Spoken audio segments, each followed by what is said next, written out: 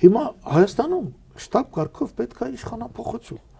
որպեսզի նոր եկած իշխանությունը, որը պարտավորություններ չունի ոչ Ալիևի, ոչ Տրամպի առաջ, ասի հստակ գրած է ինքն իշխան տարած, ես իմ այնտեղ չի գրած որ սահմանապահ կամ մաքսատուն չպետք է լինի։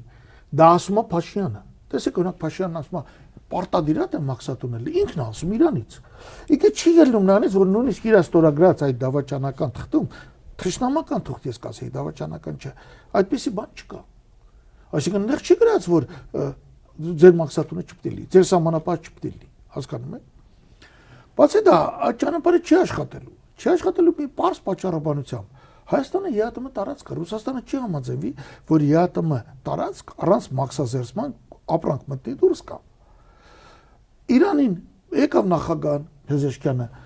քյոլ մստեցին գնացին, հետո են գլխին գնում իրանացի կա խապում։ Մի հատ բան գրառում արեց հետո Twitter-ում։ Հա,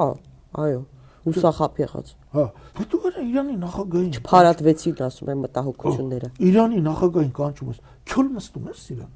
Է թող չոր մստվի։ Թե շատ իրա գործնա, իրանց գործնա։ Հիմա արխիվում լինելու է նոր պատերազմ։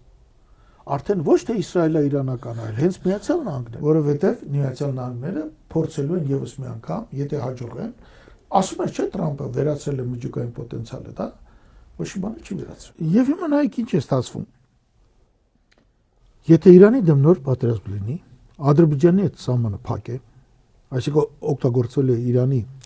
թշնամի Իրանի դեմ կռվողների կողմից, Հայաստանի սահմանը փակ է, գալիս են Թուրքիա սահմանը փակ է,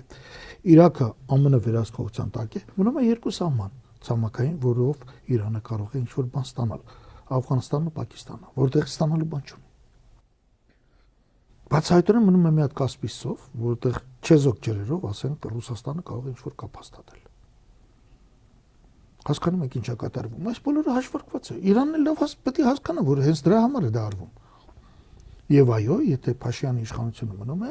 Իրանի հետ նոր պատերազմի դեպքում Հայաստանը ակտիվ հակաիրանական դիրքորոշում է ունենալու։